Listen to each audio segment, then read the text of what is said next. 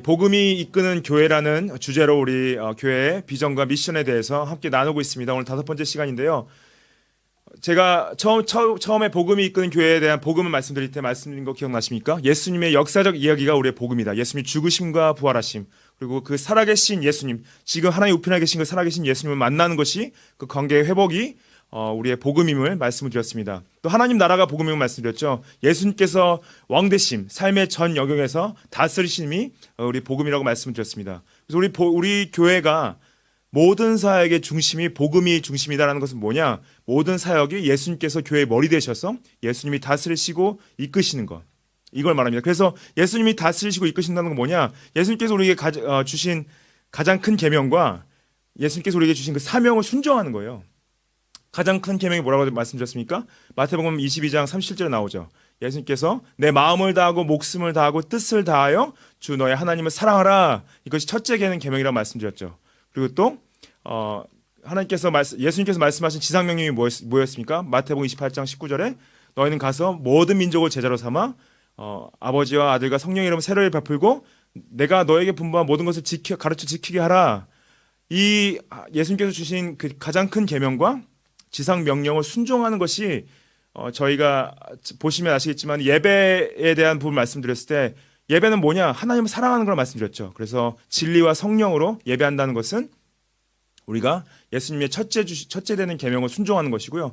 또 복음으로 무장되는 그 제자도는 무엇이었습니까? 지상 명령에 순종하는 거죠. 그래서 지상 명령에 순종함으로 예수님의 제자를 삼는 것. 전도하는 것은 그 지상 명령의 연장선상에서 순종하는 그 제자를 삼는 시작점이죠. 그래서 이야기로 복음을 전도하고 인격적으로 복음을 전도하고 성령의 능력으로 복음을 전도해야 될 부분들 제가 나눴습니다. 근데 이 전도가요 또 동일하게 예수님께서 우리에게 주신 그 가장 큰 계명 안에 둘째 계명이 있죠. 그 예수님께서 우리가 이웃을 내 몸과 같이 사랑하라는 그것과 연결되어 있습니다. 둘째 계명이 무엇입니까? 마태복음 20장 39절에 둘째도 이와 같으니 내 이웃을 내 자신과 같이 사랑하라. 이 두 계명이 온 율법과 선지의 강령이다. 그래서 첫째 계명을 순종하는 것은 예배를 하는 것. 그리고 둘째 계명을 순종하는 것은 순종하는 것은 전도하는 것과 동시에 또 자비 사역을 하는 것을 말합니다. 그래서 오늘 이 세 번째 자비 사역에 대해서 나누기 원하는데 제가 이 교회 미션과 비전 시리즈를 하면서 제 마음 가운데 한 가지 생각만 있어요. 뭐냐면요. 저희 교회가 지난번에 말씀드렸지만은 예수님이 다시 오셨을 때 우리가 다 같이 예수님 앞에 섰을 때 우리 모두가 다 착하고 충성된 종이라 불리울 수 있는 것, 그 마음밖에 없습니다. 그래서 우리가 예수님 앞에서 착하고 충성된 종이라고 부름을 받는 그 멜번 서보교회가 뭐냐? 예수님께서 주신 그 가장 큰 계명과 지상 명령에 얼마나 순종했는가 그거예요. 그래서 우리가 예수님께서 네가 나를 예배했느냐, 네가 가서 나의 제자를 삼았느냐, 나를 전도했느냐, 어려운 자들을 도왔느냐, 나의 이름으로. 이런 것들을 물어보셨을 때 예수님 저희가 그렇게 했습니다. 순종했습니다. 이렇게 대답할 수 있는 것. 이것이 제 마음 가운데 있습니다. 예수님께서 이 주신 명령 내 이웃을 내 몸과 같이 사랑하는 것이 자비 사역이라는 것은요. 오늘 이제 누가복음 10장 말씀을 통해서 우리가 같이 볼 수 있는데요. 이 누가복음 10장 25절에 이렇게 써 있습니다.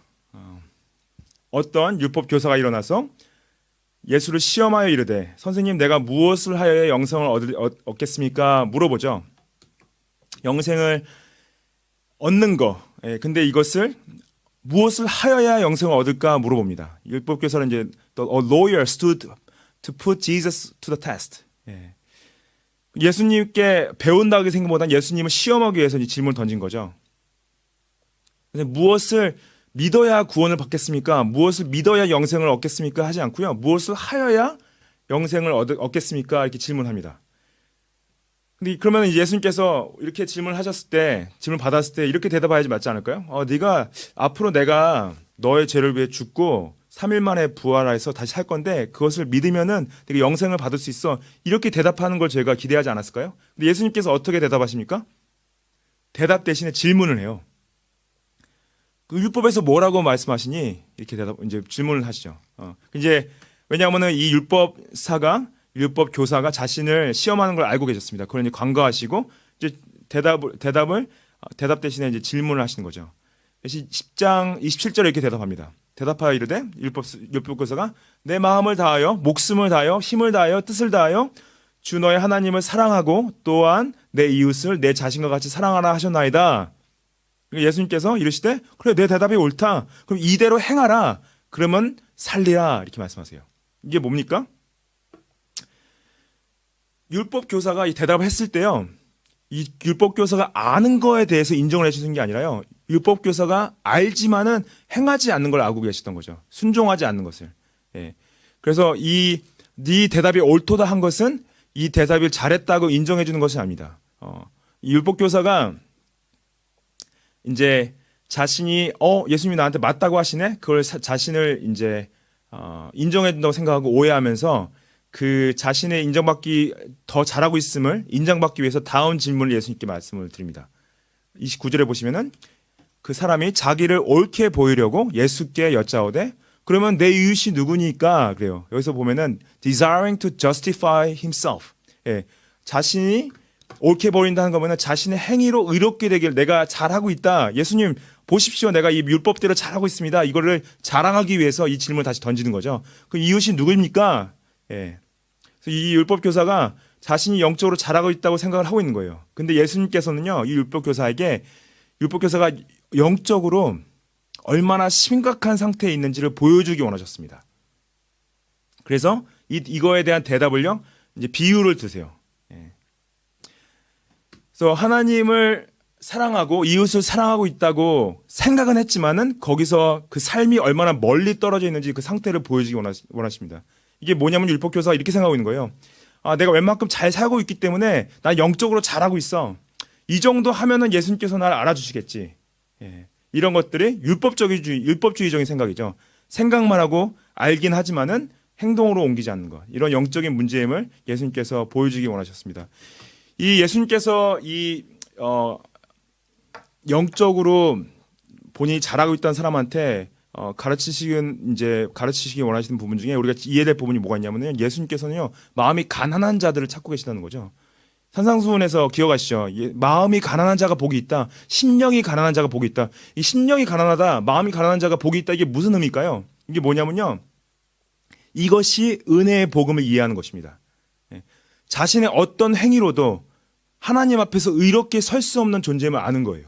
이것이 굉장히 중요합니다.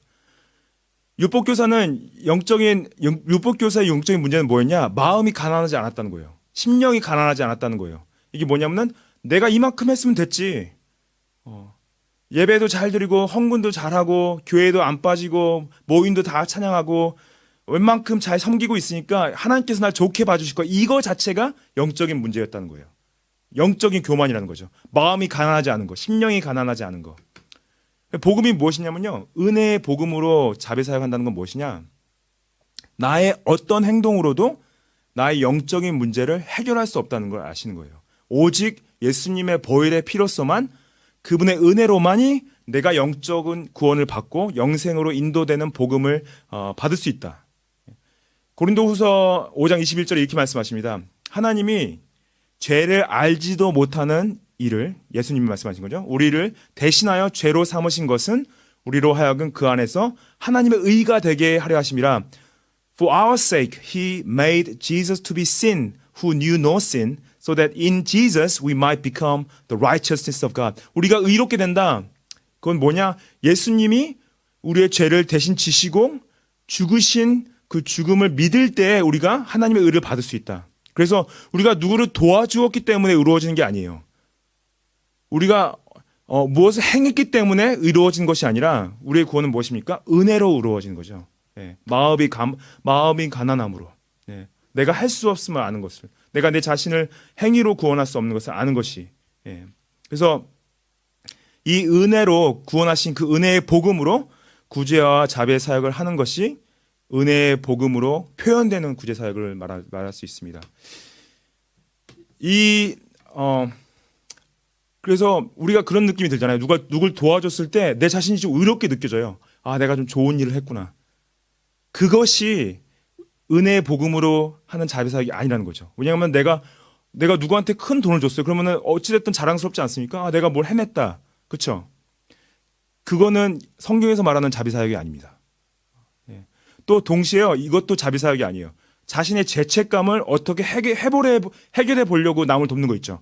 아, 내가 너무 큰 죄를 범했는데 누굴 좀 도와주면은 그 마음이 좀 풀릴 것 같아. 이것도 성경이 말하는 자비사역이 아닙니다. 이것 또한 자신을 의롭게 하려는 거예요. 행동을 통해서 하나님 앞에 내가 죄를 마음에 범했는데 사죄하는 마음으로 누굴 돕는다. 이것 또한 어떤 예수님의 의로 하는 것이 아니라 자신의 행동으로 자신을 의롭게 하려는 마음으로 자비사역을 하는 거죠. 이해가 되시죠? 그래서 은혜의 복음으로 자비사역을 한다는 건 뭐냐? 나의 의로 하는 것이 아니라 나를 의롭게 하신 예수님의 의로 하는 것입니다. 그래서 그렇기 때문에 내가 누구를 돕고도 자랑할 수가 없는 거예요. 왜냐하면 나의 의로 한 게 아니기 때문에. 죄인인 나를 위해서 죄 없으신 예수님께서 대신 죽으신 그 십자가의 은혜로, 그분의 의로 우리가 하는 것이 성경이 말하는 은혜의 복음으로 표현되는 자비사역이라는 거죠.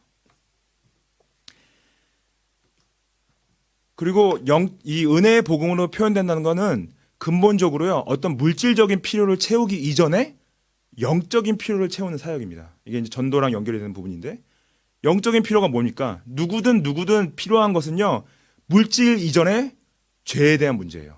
예수님이 필요합니다. 그 원죄로 말미암아 하나님과의 관계가 깨어진 상태에서 그 죄의 열매로 정신적인 문제들, 사회적인 문제들, 경제적인 문제들, 물리적인 문제들이 다 생겨나는 것이지 않습니까? 그렇기 때문에 영적인 필요를 채우지 않는 상태에서 다른 어떤 죄의 열매들로 온 그 다른 문제들을 채운다. 이것은 우선순위가 바뀐 거죠. 물론 우리가 다른 부분들을 도와주면 가운데서 예수님을 소개할 수 있어요. 제가 그걸 말씀드린 게 아니라 우리가 어떠한 자비 사역을 할 때 최우선순위는 우리 마음 가운데 항상 예수님을 소개하는 데 있어야 된다는 거죠.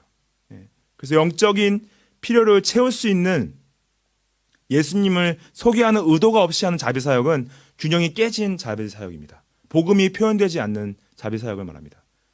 그래서 이 교회가 어떤 자비 사역을 할 때는 전도의 연전선상에 항상 있는 거죠. 그래서 영적인 필요와 다른 필요들을 균형 있게 섬길 수 있는 자비 사역이 되어야 됩니다. 그리고 우리가 기억해야 될 것은 그렇다고 해서 영적인 필요만 채우는 것이 성경이 말하는 자비 사역이 아니는 거죠. 꼭 다른 필요들을 함께 채우는 것이 성경이 말하는 자비 사역이 될 수가 있습니다. 두 번째로 제가 보기 원하는 것은 은혜의 복음으로 표현되는 자비 사역을 또 넘어서 사랑의 복음으로 표현되는 자비 사역을 우리 함께 좀 나누기 원하는데요. 예수님께서 이 율법 교사의 대답을 비유로 말씀하셔, 이야기로 말씀하십니다. 이건 실제로 있던 얘기 아니라 이제 비유로 말씀하시는 건데, 누가복음 10장 30절에 이렇게 말씀하시죠. 선한 사마리아 이야기이죠. 예수께서 대답하여 이르시되 어떤 사람이 예루살렘에서 여리고로 내려가다가 강도를 만남에 강도들이 그 옷을 벗기고 때려 거의 죽은 것을 버리고 갔더라, 이렇게 나와 있어요. 예루살렘에서 여리고로 가는 길이요, 굉장히 위험한 여정이라고 말합니다. 그래서 별명이 뭐냐면은 예루살렘에서 여리고 가는 길이 그 피의 길, that bloody road, 그 피의 길이라고 얘기를 해요. 이게 왜 이렇게 위험하냐?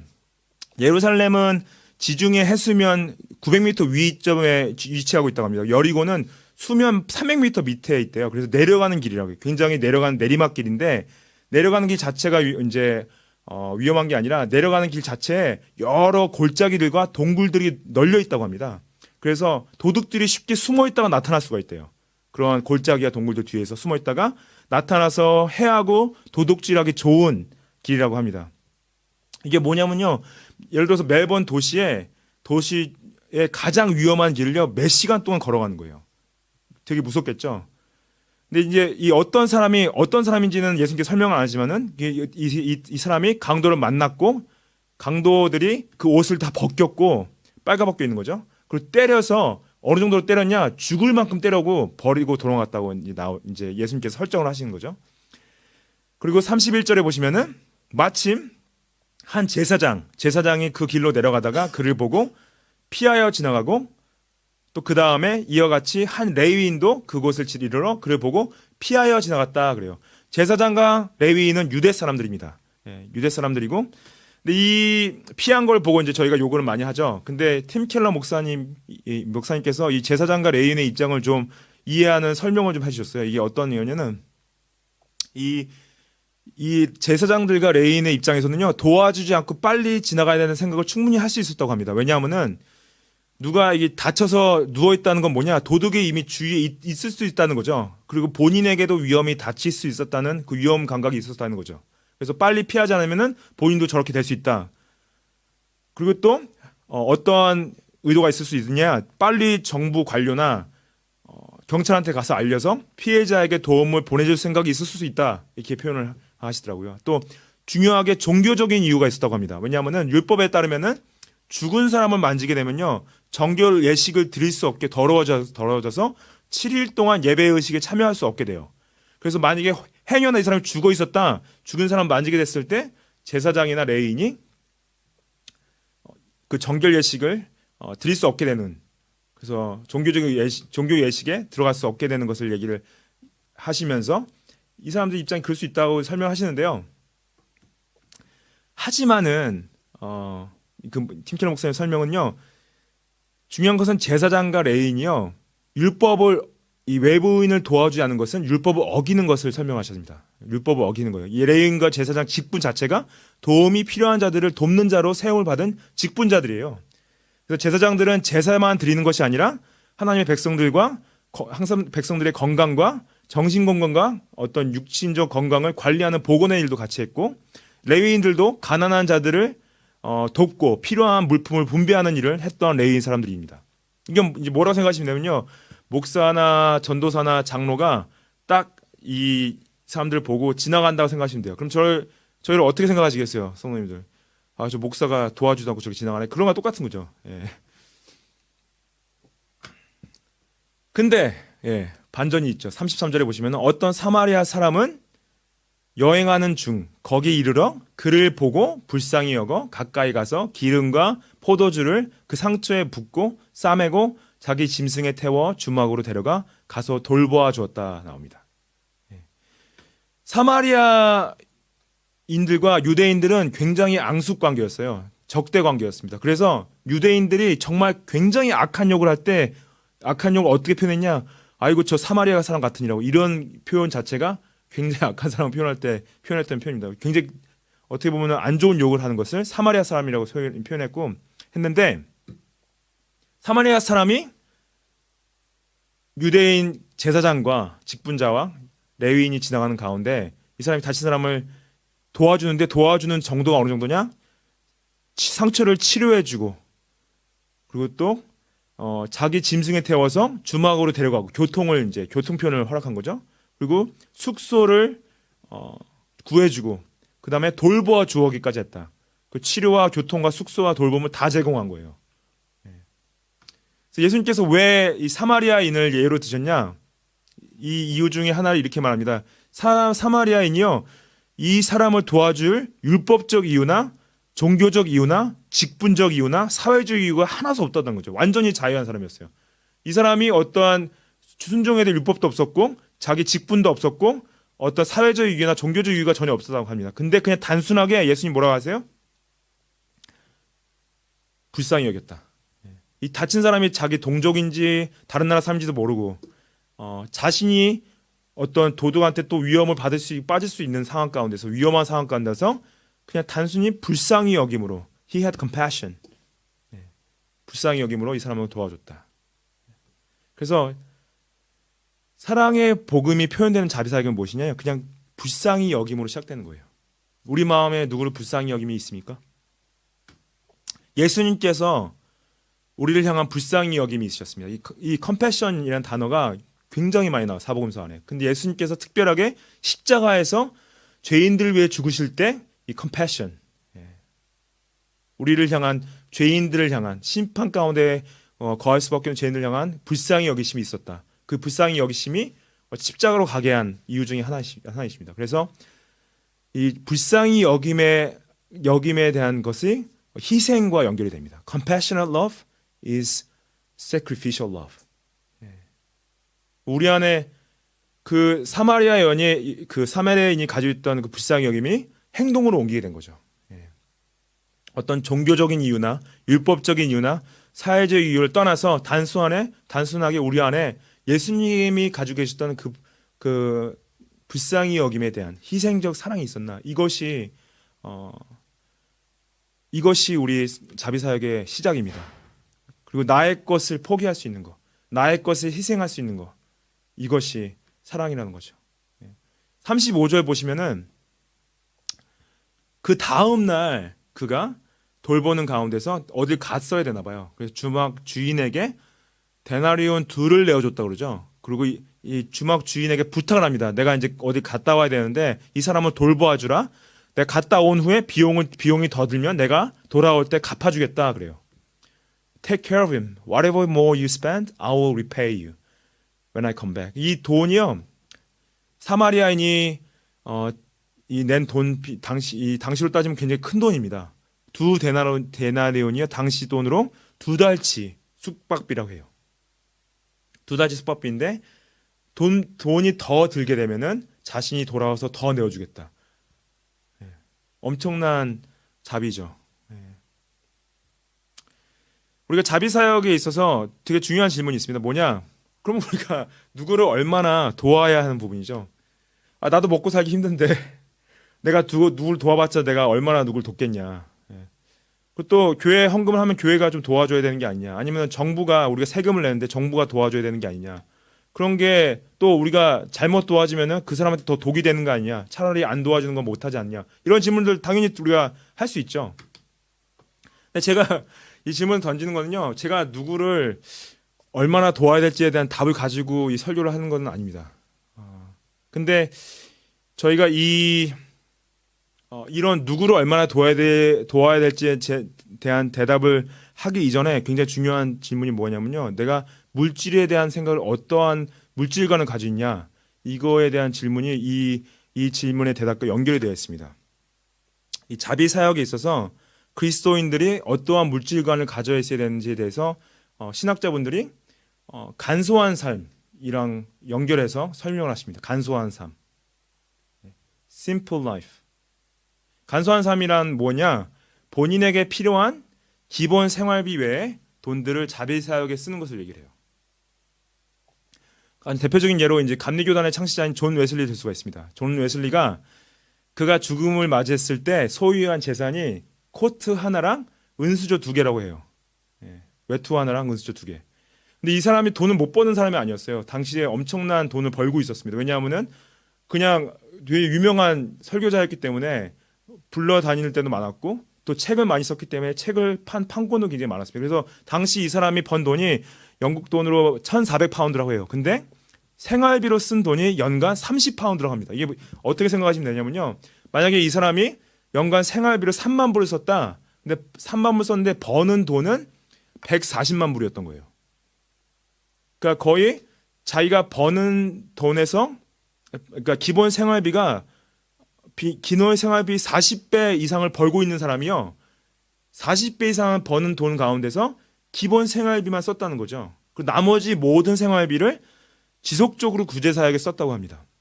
그래서 웨슬리가 남긴 굉장히 유명한 말이 뭐가 있냐면은 내가 10파운드라도 남기고 죽는다면은 이것은 당신과 온 인류에게 내가 도둑으로 강도로 살았음을 증거하는 겁니다. 굉장히 좀 약간 극단적인 말일 수 있는데 자기가 돈을 10파운드면 이제 연간 기본 생활비의 3분의 1 정도죠. 10,000불 정도를 얘기하는 거죠. 10,000불 정도라도 남기고 죽는다면은 내가 여러분 앞에서 강도고 도둑으로 살았다. 근데 이제 말이 그냥 이제 원리를 따지면 뭐냐? 어떤 그리스도인들이 간소한 삶을 살면서 어떤 나머지 더 주신 부분들을 하나님의 사역 가운데 써야 될 부분들을 얘기를 하는 거죠. 여러분들 한국 영락교회 목사님이셨던 고 한경진 목사님 혹시 아십니까? 일제 시대 때 신사참배로 인해서 했던 걸로 인해서 욕을 많이 이제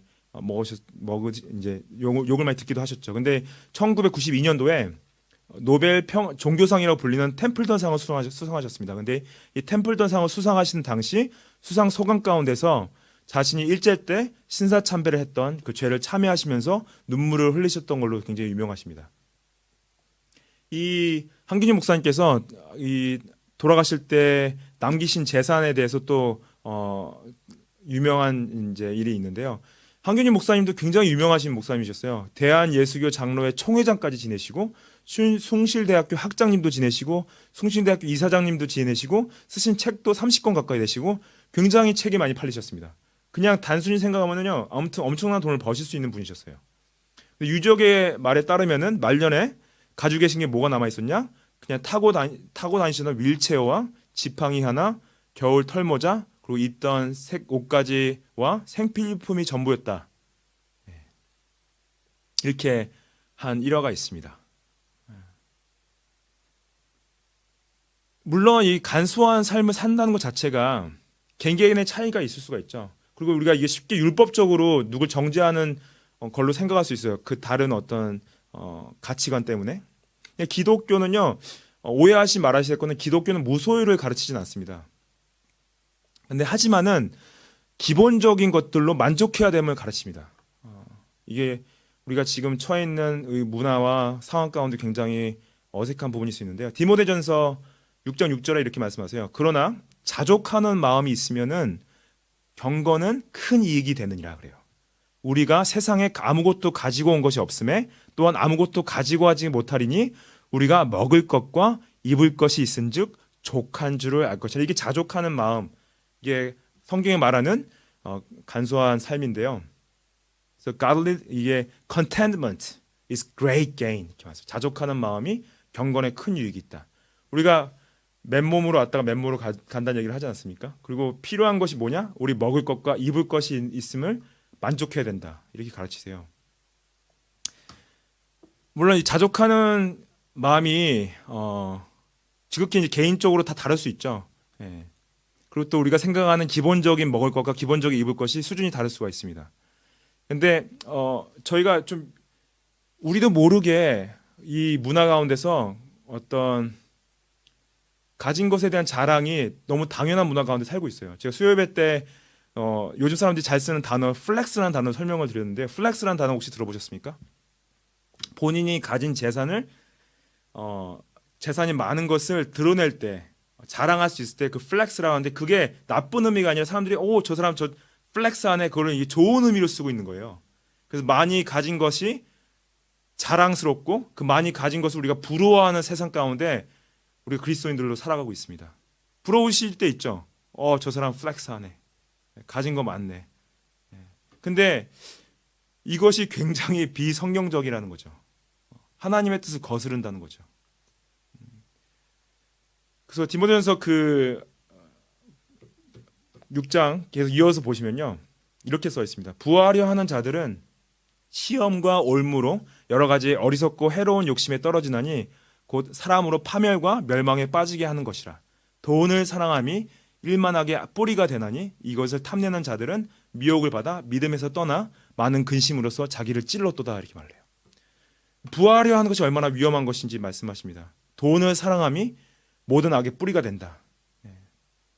그래서 돈으로 말미암아 믿음까지 떠날 수 있다.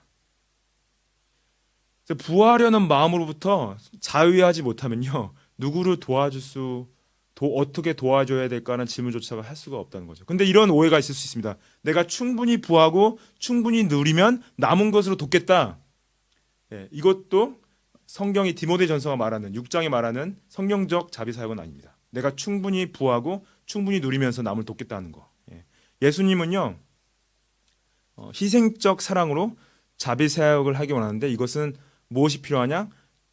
어떤 돈을 사랑함에 대한 자유함으로부터 자신을 부인하고 자신이 가진 물질과 시간과 어떤 리소스들을 포기할 수 있는 이런 것이 자유함이 동반돼야 되는 건데, 물론 자기가 그 도와줌으로 말미암아 가족을 부양하는 책임을 버린다, 그거는 잘못된 거죠.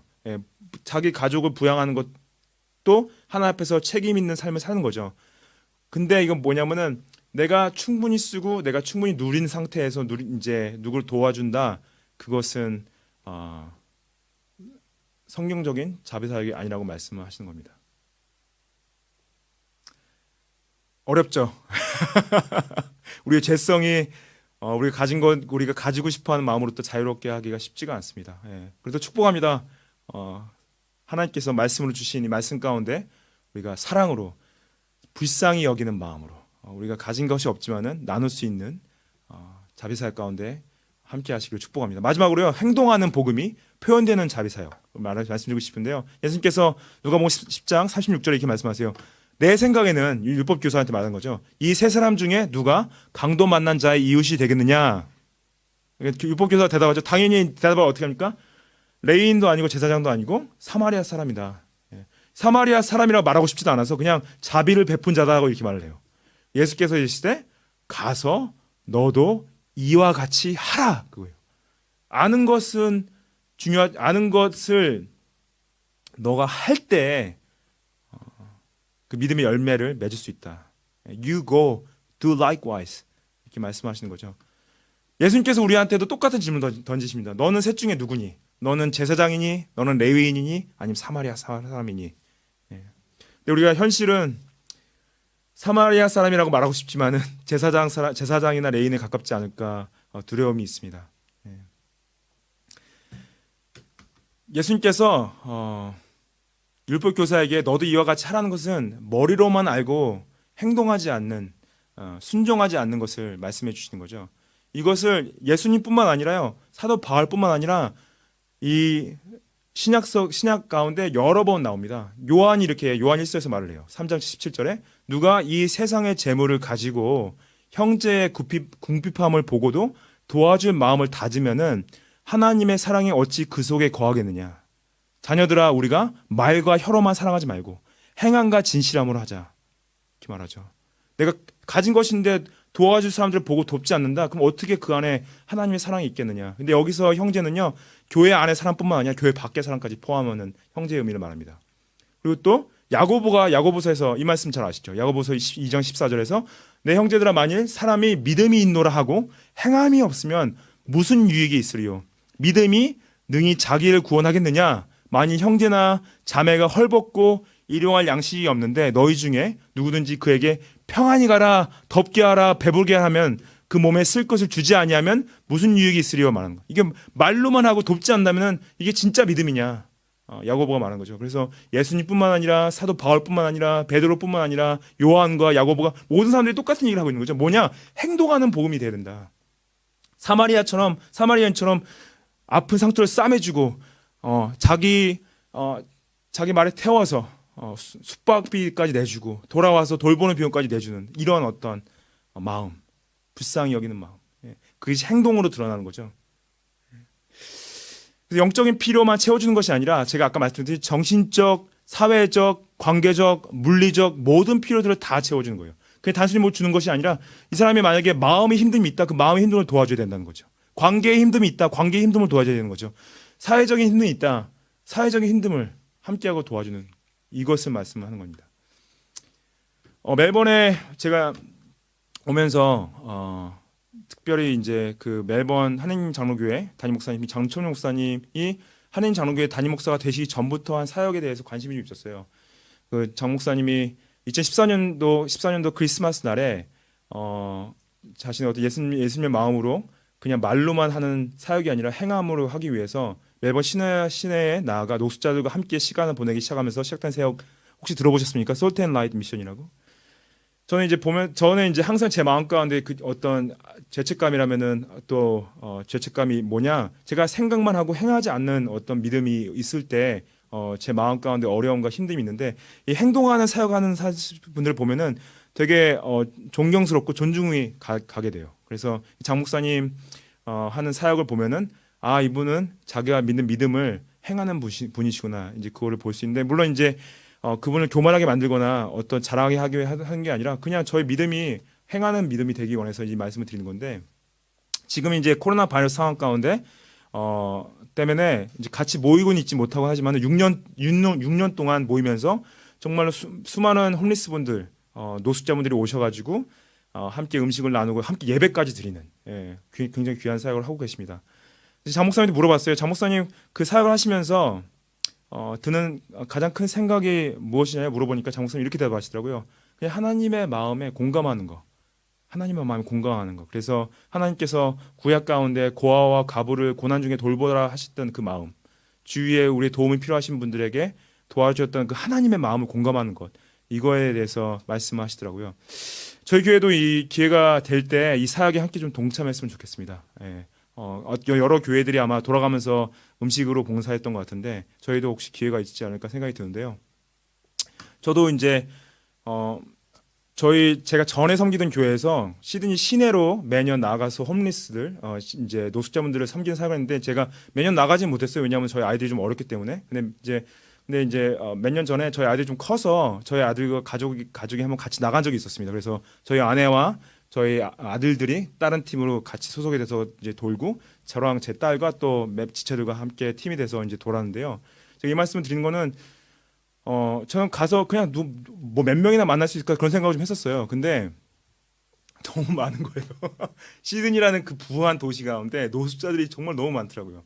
겨울에 나갔는데 겨울에 나가서 제가 이제 따뜻한 수프를 만들어서 수프와 빵을 나눠주고 필요하신 분들 담요나 물품들을 나눠주면서 함께 그분들의 얘기를 듣고 그분들에게 기도했던 사역을 했는데 그것이 저는 너무 놀랍게도 의외로 그거를 다 이제 받기 원하시고 자기 얘기를 하기 원하시고 기도해드려도 괜찮냐 물어보면 기도해달라고 말을 하는 거예요.